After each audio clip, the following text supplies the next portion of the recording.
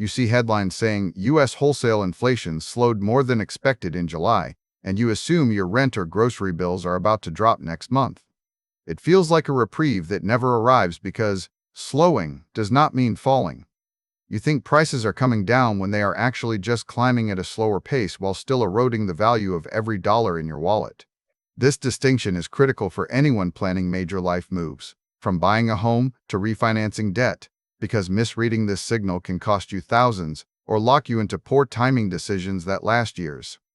Today, we separate the economic jargon from your household reality and explain why waiting for prices to crash might be the most expensive mistake you make right now. The confusion starts with how we use language in everyday conversation versus what economists mean when they analyze data. When a headline announces that inflation has slowed, it is describing a change in speed, not a reversal of direction. Think of driving a car on a highway where your speedometer drops from 60 miles per hour to 20 miles per hour.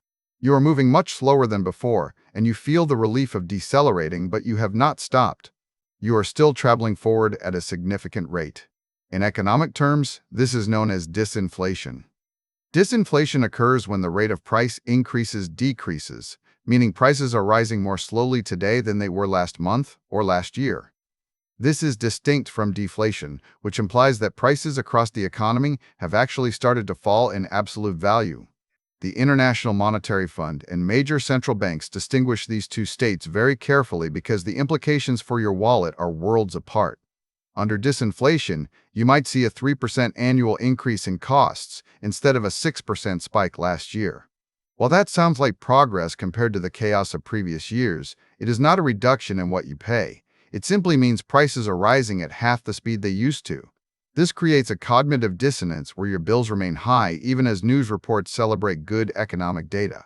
You do not see costs drop back to 2019 levels just because the rate of growth has moderated.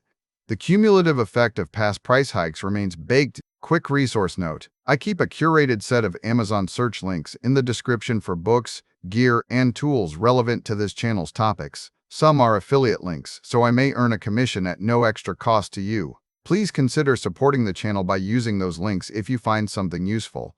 Consider how these numbers stack up in your actual budget over time.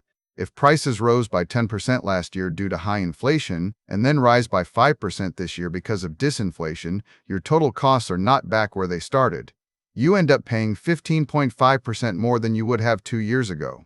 The slowdown does not reverse the damage, it merely sets a new, higher baseline for your monthly expenses. This is why so many viewers feel that despite positive headlines about slowing inflation, their purchasing power continues to decline until price growth stabilizes at zero. Even during periods where central banks successfully pause aggressive interest rate hikes, they are aiming to prevent future spikes rather than retroactively lowering current prices for households. This reality forces a difficult pivot in how you approach major financial decisions like buying a house or a car.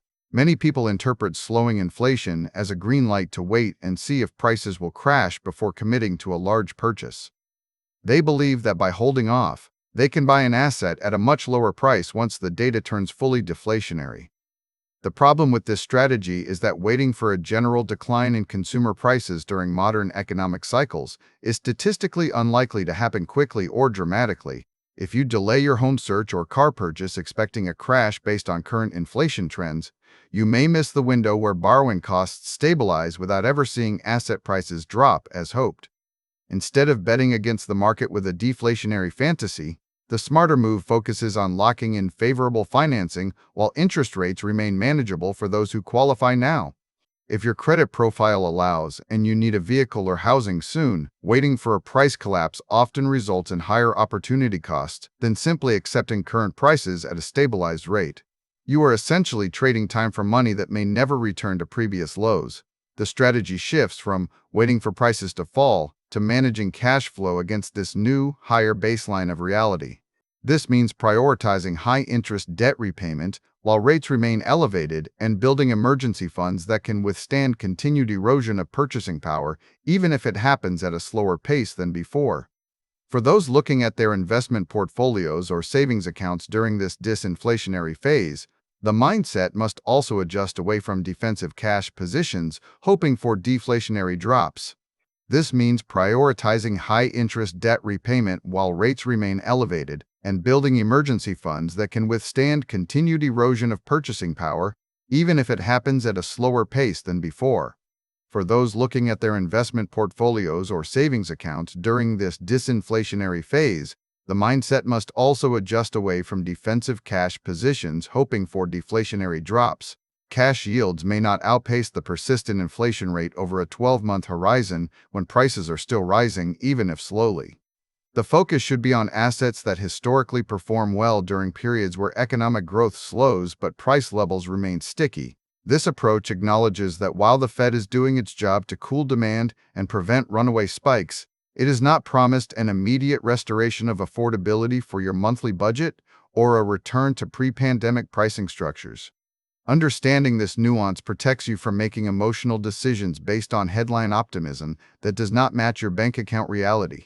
You are navigating a transition period where the speed of price increases is manageable, but the total cost of living remains high. This requires patience and strategic planning rather than waiting for a miracle event in the data.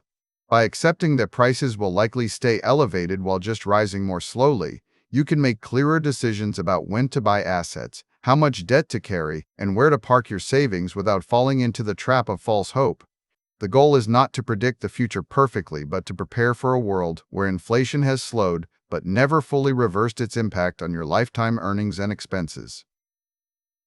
Thanks for watching all the way to the end. I am a one-person team working hard to make each video better than the last. Subscribe if you found value. It is the best way to show support. Drop a comment with your biggest takeaway. See you in the next video.